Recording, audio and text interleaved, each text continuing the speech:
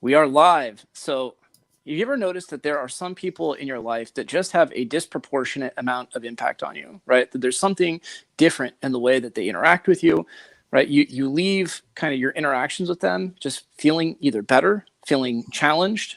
There's just some teachers that you might go through school and that there's an impact that they have on you, right? That just forever changes. Maybe they instilled a passion in you for a certain subject.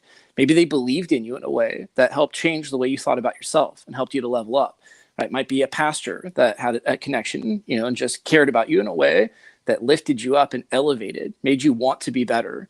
Right? There's some people that speak to you, they speak into you in a way that just speaks almost identity, right? Helps you to in the uncertainty of life and the chaos of everyday living. All of a sudden, it pinpoints a sense of that's who I am. Right? What distinguishes these people? Why are these people out there that just are creating a whole ripple effect, right? A generational impact that people are going to be better. Their life undoubtedly made a difference, right? There's no doubt that who they are, that they matter, and that they live with mission, right? They live with purpose and impact.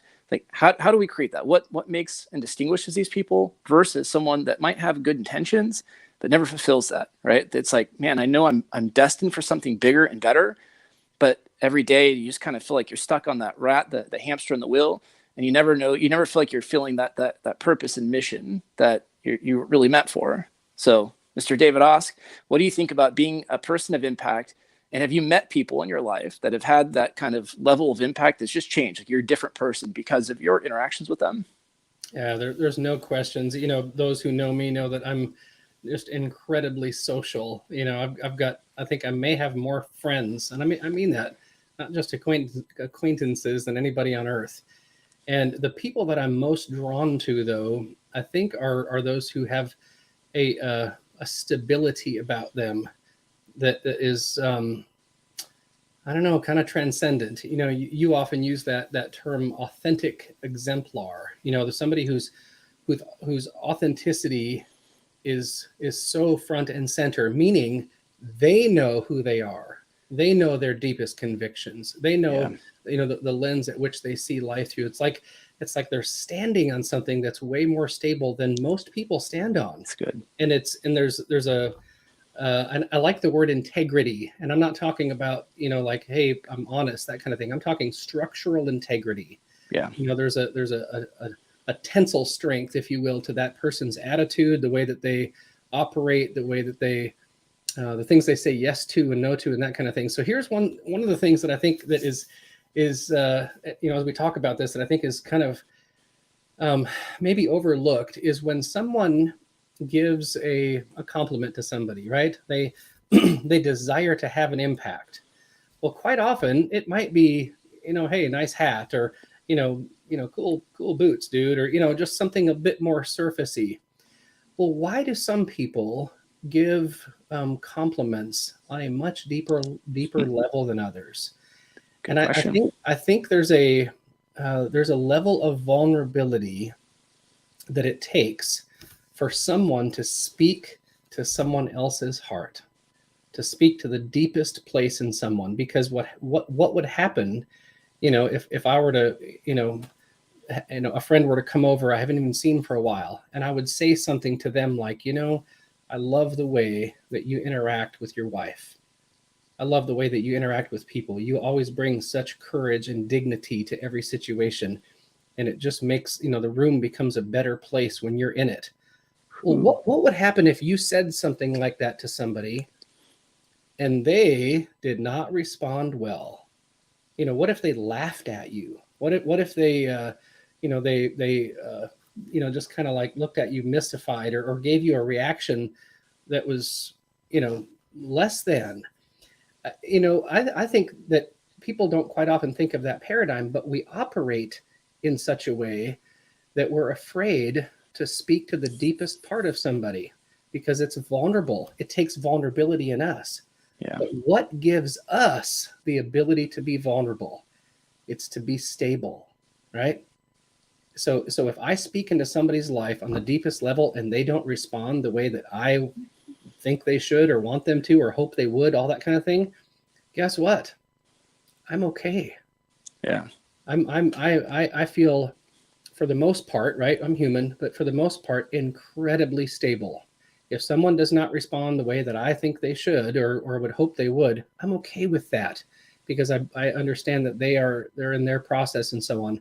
But I have already predetermined that I am one who is generous of spirit, and I'm going in for the kill, right? I'm going into that. I'm going to jump right into the deep weeds with somebody, and not just stay on the surface. So I think Yeah. stability is key. I think you cover, I think, several concepts within that too, right? That I think are so really crucial and essential to having, being able to use words in ways that they really just have disproportionate impact. Yeah. Some of that requires perception, right? The ability to see things in the moment. Oftentimes, and I'll admit I'm guilty of this too, that my head is flooded, when I'm in interactions where I'm worried about what am I going to say next? I'm thinking of what's a good story I can tell or what quip can I say? Yeah. But when I slow down, right, and I just start to kind of find a sense of composure, right, I start to trust in who I am, right, and I see this with you a lot, but that ability to be present in a way where I'm not just worried about myself and how can I make myself look good and, those things, but I'm like, how can I interact with people in a way where I'm focused on seeing the best in them, right? How can I be so present in the moment I can actually see someone, right? But like I feel like I've referenced my grandfather a bunch because he is the man that's had the single greatest impact on me in my life. And that's the way I felt around him, right? Here, he was an extremely successful businessman. Yeah. But when I was with him, especially, in adolescence, when I was really filled with chaos and lost and everything, I felt like he saw me, right? I felt like there was a sense, and it wasn't, a lot of people I'd be around, and I was always worried about having to impress them. I could feel their neediness, right? Or their sense of ego. And like, I had to, kind of speak to that. But he was so secure in who he was. That stability, I think, part of what you're talking about is it allowed me just to relax. And so when he spoke, it had different impact, right? There was conviction behind what he said. So yeah, really, really powerful. I think what you're saying, and there are multiple elements, that I think when you have that stability that allow you just to be present in different ways, allow you to see things, allow you to speak with certainty and conviction. But what do you think about that? Oh, the certainty and conviction I think is key. And what's interesting too, right? If you kind of start with the end in mind. So if I think about, maybe what I might live to be 90 something, I hope, right? Well, what do I want people to say about me, at my funeral, that kind of thing. Yeah. And I think that, why are we drawn to all the movies with the great speeches, whether it's, William Wallace or Lincoln or all that kind of stuff? It's because, if you're listening to someone like that who has massive impact and can give your goosebumps, that kind of thing, that their character and their words carried, a ton of weight. And I don't think there's here we are as men, right? I don't think there's a man alive who in the back of their mind doesn't think, man, I wish I could be somebody like that, especially when you're younger and life hasn't beaten you up some, right? Yeah. And so I think that, in order to have a really true impact on people, you have to be drawing from a tank that's full. And that's where I think, especially after going through, your True North blueprint and understanding, whose I am, right, as an image bearer, right, and then my uniqueness and how does that flow out of me, right? My, again, authenticity, identity, my complete uniqueness. I know very, very acutely what my purpose is. I know, the bedrock, convictions that I stand on, and the virtuous impact. And I love the debt in the universe and the David Osk impact. I know the impact that I want to have on those around me. But again, you got to kind of do a little bit of deep work and gain some understanding around that. Otherwise, you're going to have that question mark in your heart and over your head, and you walk into a room and you're just, kind of in survival mode and almost looking for something, as opposed to walking into a room and being like, okay, who needs a word right now? Who needs something? I'm gonna come in here and rock somebody's world, and this might be the first time they've ever met me, right? But they're never going to forget my name, because I'm going to find out something really, really important to them and in them. And like, you hear me say, if you see something, say something, right? So it's say something that's really, really important to that person. and lift them up, get the shovel out and start digging and find something that is just absolutely awesome about that person and validate it. That's how you start changing people's lives, because we've all been there when someone dares, right? Dares greatly to speak into our lives. Yeah. It's crazy powerful. I think it does, right? You're saying coming from a place of fullness, right? Out of my fullness, I bring the full weight of my authenticity of who I am, right, into that interaction. I think historically, times when I've certainly been filled with a lot of insecurity, I'm going into those moments, and I'm more, even when I was speaking a compliment, I hate to admit this, but there's a part of it that was hoping that I would be acknowledged, right? It's like, am I going to get a compliment in return? Yeah. And so there was a lack of authenticity in that, right? Because it came from a place of insecurity, of feeling inadequate. And then a lot of times, instead of me going into it, how can I bring my fullness, right, into this moment? How can I speak into others? It was like, how can someone fill my cup? Because my cup feels really empty right now. Sure. So I think there's undeniably an aspect of that. I love to bring up the Viktor Frankl and his book Man's Search for Meaning, probably the most impactful book I've ever read. Here was a man that was in a Nazi concentration camp, 5 of them, in fact, right? Had the people closest to him were all killed. He was tortured. But there was a sense of, even in that, the stability, right? If we want to call it a clarity, conviction. Yeah. Like, he knew who he was, and he stayed true to his impact, right? Being able, even in those terrible circumstances, still pouring into others, still recognizing he had a certain set of skills, right? A certain set of strengths that he could use to have impact on others. And that gave him happiness and freedom that could not be taken from him, right? Even though they certainly tried. So I think there is a sense, right? When you meet someone, there's a level of stability, consistency, conviction, all of that, right? That really stands out. And I'll throw in a term that we haven't really used yet. There's an intrinsic motivation, right? So there's a sense that why they care. So, and this is true, I think, for every great teacher that's really had impact, coach, therapist, speaker, right? There's a sense that you can tell that they are doing exactly what they were designed to be doing, what they were called to do. And they care. Like, I can't say how significant it is for someone to simply care, and not care because of what's in it for them, but care because they care about the students they teach, right? About the players they're coaching. They care about, they love what they do. There's a genuine sense of believing what they do has impact and is important. When you put that combination of things together, it is unbelievable how powerful that can be, right? And how many people's lives have been changed by someone simply taking a moment to speak into them, not in a way that was about, hey, what's in this exchange for me, or in transactional nature, but in a way that really was just deeply authentic and true north. Man, I love that. And I think that, just this idea of, you mentioned earlier about slowing down. I think one of the ways that I get away from my true north, right? After going through your blueprint and having radical clarity around what my true north is, right? What's my uniqueness here and the impact that I want to have. So life, we're human, right? And we live in a society and an atmosphere. We've got our own baggage, all that kind of stuff. And when you mentioned the whole thing about slowing down, I think that's something that I have to be super mindful of. I mean, incredibly mindful of. Me too. Man, I was, even this morning, I was over at our warehouse, working on some stuff with some guys, and I found myself a couple of times like, wait a second, okay, yes, the work is important, but these people are more important. It's not to say that we can't, be productive, that kind of stuff, but they don't have to be separated either. And so we ended up having some meaningful conversations, but it took me a while to be. I have such a bent, if you will, to be, super productive, be really efficient, and really get a lot done, all that kind of stuff. And I think that as I grow in my authenticity, right, and I understand the impact that I want to have, well, life is, the sole purpose of life is relationships. And the rest of it is a context. So if I'm shipping product to Home Depot and Lowe's and all this kind of stuff, right, that's great.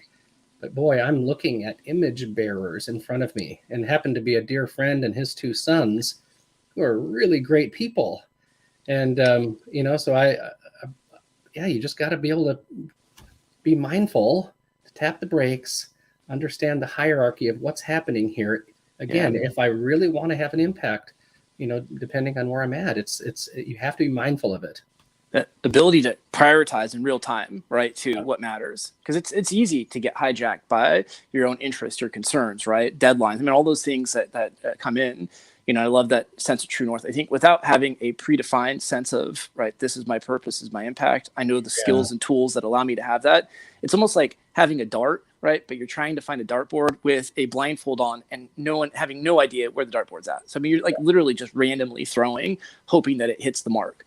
And As opposed to, right, when you have true north, like you that's a predetermined, it does not change, it stays the room. So all of a sudden your ability to hit the mark, right, like where it's at. So your ability to get there starts just really getting laser focused in. And even as you're saying that, right, the imagery of a dart too, what if that dart has a name on it? Right? Nice, yeah. Well, mine, all of ours do, whether we know it or not. Sure. One of my favorite word is inspire, right? That means breathe life into and encourage. And I kind of jokingly, but I kind of pride myself in being a really great encourager.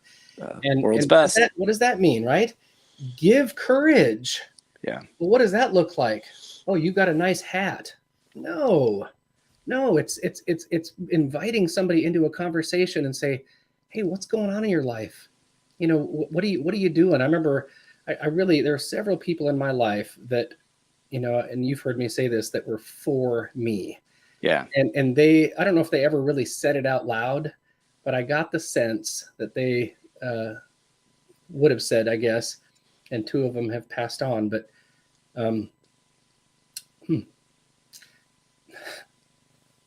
sorry, just getting a little choked up there. You don't need to say sorry, brother. They would have said, David Osk, if you're into it, I'm into it.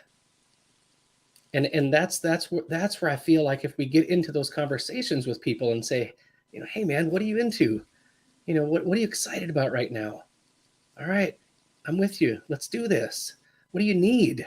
It's find somebody's dream, find out where they're struggling and just jump into the foxhole with them, right? And just, pour so much gasoline on that fire in a virtuous, in good, capital G way, that they're just like, what just happened here?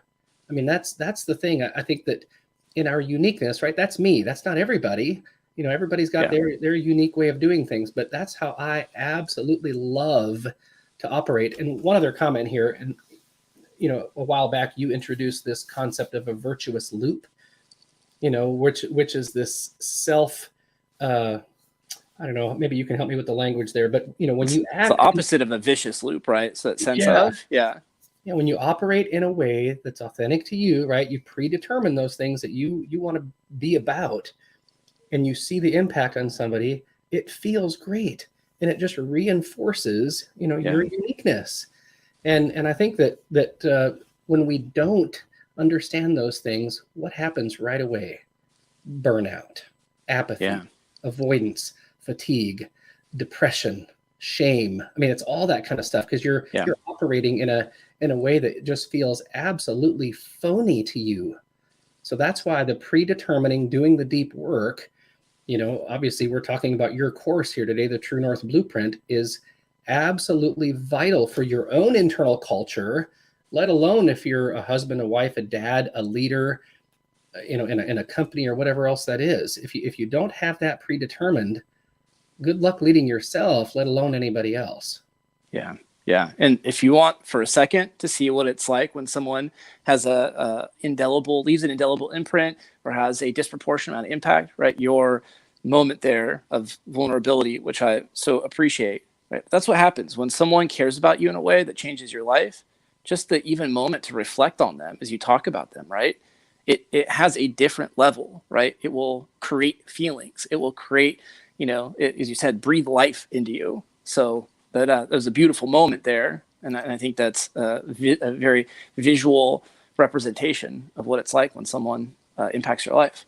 Yeah, to me, there's nothing better than that, right? It's when someone speaks to the deepest place in who you are and who you want to be, your dreams, your identity, right? Those things that you find valuable, and they validate and then put steam on those things.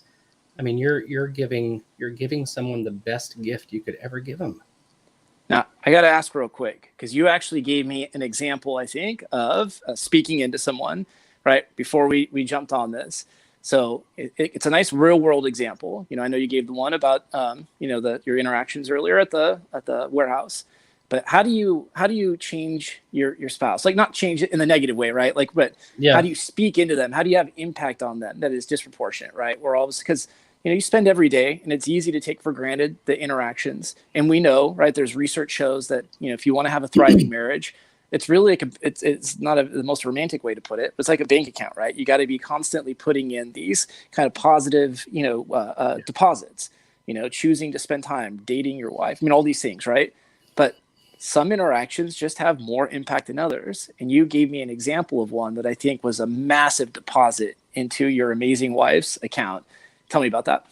Well, so Lisa is the homeschool liaison for a private academy here. And so there's a bunch of families that umbrella under that academy that choose to, you know, homeschool or a hybrid version like we do. It's, you know, kind of private versus, you know, in addition to homeschooling. And well, you can imagine that if someone is wanting to make that change in their family, right? We're gonna pull out of government schools and do something different. Yeah. If you don't hang out with people, you know, who've done that, that's a scary decision to make. And what I've been so impressed with Lisa is she has she's so great with details and you know, and kind of systems and process and so on. But then she's like the sweetest person you'll ever meet. So she has a way to interact with these moms and dads who are, you know, thinking about taking this big leap and answering their questions in such a way that is so well thought out. And then she gives them so much empathy and space to kind of process these things. And, you know, I'm here for you. If you need some resources, you know, call me back, that kind of stuff. But to hear her interact with those people on the phone is just extraordinary. And so it's been a few months ago, I guess, I was, you know, sitting in the living room listening to her have one of these conversations, honestly thinking that, well, I'm the one who's really great with people. You know, David Osk, I can win anybody over and you know, all that kind of stuff. And I'm joking, of course, but at the same time, to witness her do that, I got a master class. Like, I was like, oh my gosh, that was so well thought out and so beautiful and so life-giving to that person. So I told her that, and I just said, you know, hey babe, I'm like super impressed with the way you just handled that. Like, that was absolutely incredible. The information, the inspiration, the space. I mean, it was such a mature conversation. So I told her that, and of course I could see on her face, like, that landed, you know, in her heart in a way that was like, wow. You know, it's like, I mean, it was so much better than "you look beautiful today," which I need to say anyway, right? But at the same time, I spoke to something that was really near and dear, Yeah. you know, to the way that she operates on a professional, but yet kind of a personal level there. She brought the full weight of her experience in life, her heart, her intellect, all that stuff to help that person. And when I validated that, right, it sounds kind of, you know, not very sexy, but, you know, when I just validated that, I could tell the expression on her face was like, that might have been the nicest compliment you've ever given me. Yeah. Yeah. It's really powerful, right? And I think there's concepts or things, tools out there. We talked about, like, the 5 love languages, right? Huge fan of it. I think that's a great concept and model. And, you know, I've done it myself and with my wife. But there's something about speaking someone's, like, core values language, right? Those are the things that are most near and dear to their heart. Those are the things that people fight for, right? That make them feel most alive and joyful. And when you understand what those things are, right? Because you've taken time, and usually it requires you to know what yours are. And so you get the significance of that, and you speak and you validate and you encourage and you support. There's really no more intimate language than that, right? The ability to share that and to support that. So I think that's something that's really beautiful. And speaking of the 5 love languages, to maybe drive home that concept of the intrinsic motivation versus extrinsic, I've seen, and having worked with, you know, couples before, that oftentimes it's the man. You know, he'll say, well, I know my wife's love language is, you know, acts of service, something like that. So he will go and do something that's kind. But the intention behind it is because I want to be affirmed. I want to be told, or, you know, physical touch, or whatever it might be. And so this gift that was given, right, the sense that it was supposed to be a deposit, but it feels like there is a weight attached to it. There's a burden. It's an inauthentic gift if we're just, really calling it out.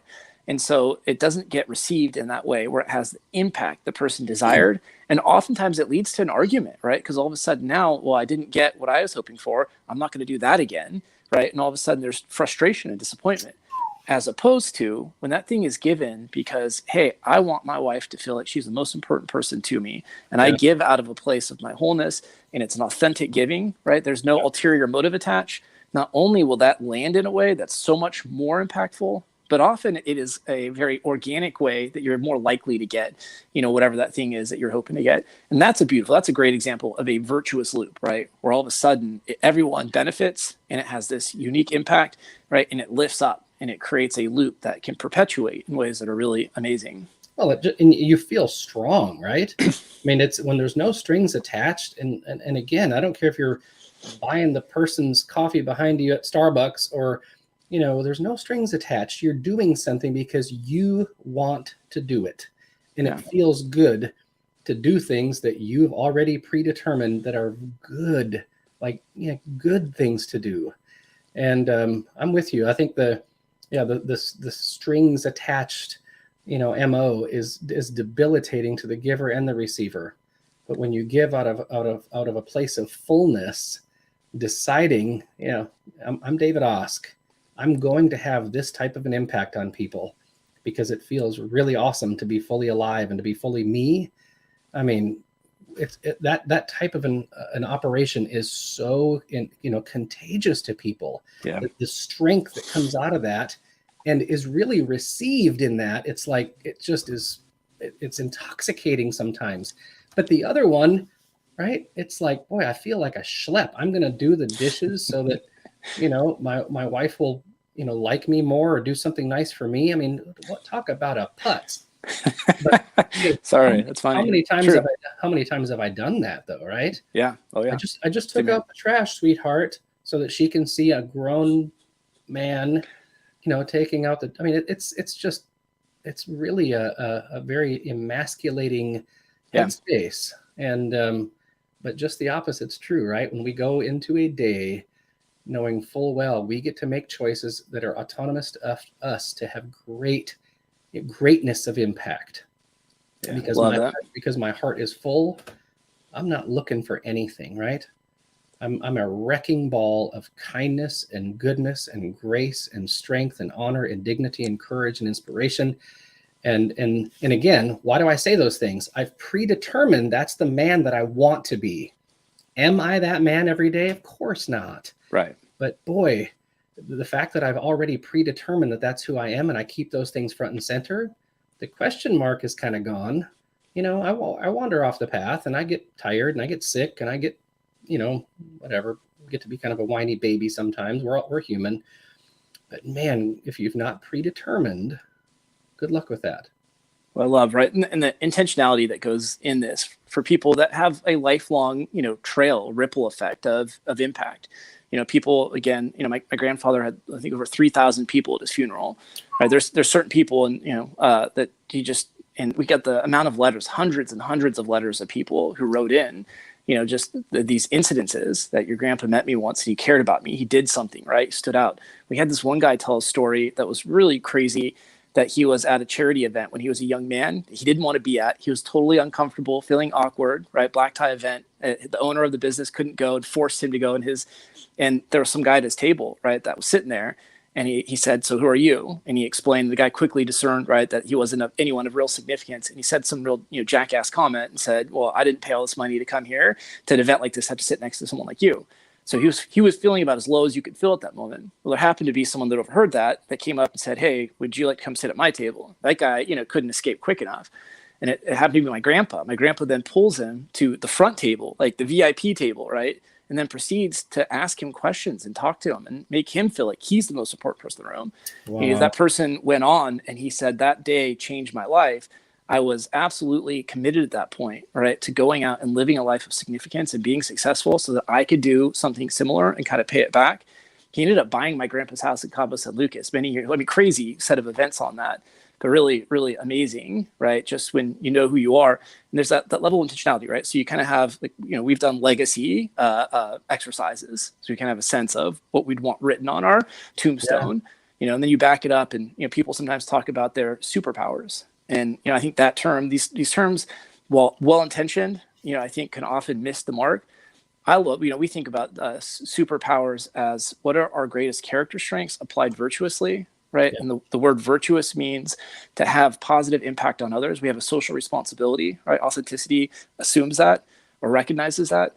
And then it's done through that intrinsic motivation. So you think about the people who really are modern day superheroes, right? That not with capes and not shooting lasers out of their eyes, but people like Mother Teresa, people like, Martin Luther King Jr., that they had a clear sense of, what mattered most to them. They brought, character strengths of desire for compassion, justice, whatever it might be. And they did it because they believed in that cause, right? There was a sense that they were so committed to that. So, like, what is that for us, right? What are those character strengths that God's been developing in us this whole time? And how can we apply those in a way, right, that just has positive impact on others? And when we start to have names for those things, like, that's where we start to, your encouragement, your inspiration. There's no doubt for anyone that knows you that is a superpower of yours, right? And it lifts people up. So as you start to give a name to these things and start to recognize how to use them, it's amazing how it empowers you to step into challenging moments, right? And to really have disproportionate impact. And I don't want to say, maybe finish your story. I know it's a little awkward for you to say, but, your grandpa is the one that started the Carl's Jr. restaurant chain.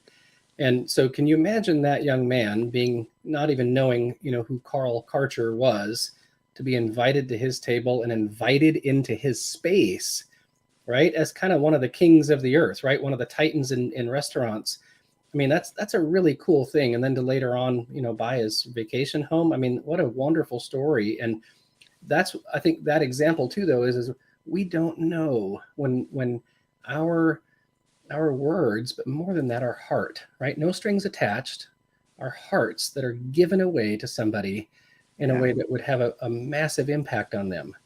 And what's cool is the joy, right? It's circular, right? God has such a way of giving is receiving. It's so powerful as long as there's no strings attached. It has to be free. That free will, right? Like God, and it's amazing, right? We know autonomy happens to be the greatest predictor of happiness. And that's certainly done by design, right? There's no accident to that. Autonomy meaning, right, that when I freely choose to do something with moral agency, right, I choose to bring my unique goodness to really do something of good and virtuous. Yeah. And I'm doing it freely, right? That's something that's important to me. Like, your happiness will absolutely rise and will become indestructible when you start to live life autonomy, even when life is not giving you, right? Even when you may not, like Viktor Frankl in a concentration camp, not exactly a place that would probably inspire a whole lot of virtuousness. And yet there he was, right? Happy in the worst possible circumstances. To me, that's beautiful, right? We can find freedom anywhere. We can find happiness anywhere. Yeah, it's the eye of the beholder, isn't it? All right, dude. I hope someone got some tools and some insights out of this. I mean, I know I did. I feel like, your inspiration. I feel on fire right now, so I'm ready to go and use my my superpowers. Me too. And let's invite everybody, right? If it's, I don't care if it's your marriage, if it's just, you're a man who doesn't understand, or a woman, why in the world do I get up in the morning? And, give us a call. If your internal culture is just stinks, whether it's you personally or your teams, your company. I don't care if you've got, 50 employees or 50,000. This is where it all starts. If you predetermine, your true north, right? Everything stems from that. You need to do this work before you do other work. Yeah. Create a virtuous organization, right? Do that and see what happens. Not just to how much people love coming to the office, but watch productivity and watch the bottom line, right? There's research on this. It's abundantly clear, right? Watch all of a sudden that you will see that you absolutely will skyrocket in your success. So absolutely. And I'd love to throw out, I'm gonna throw out a challenge at the last second. Why the heck not, right?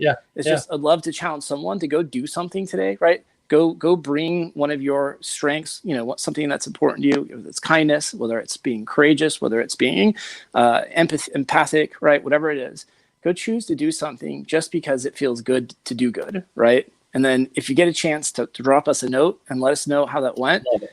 right? We'd love to hear that. But I hope, if one person takes this challenge, that's amazing. Great idea. Right? If Great more idea. than that, but we'd love to throw that challenge out. Great idea. All right, my man. Great talk. Thanks.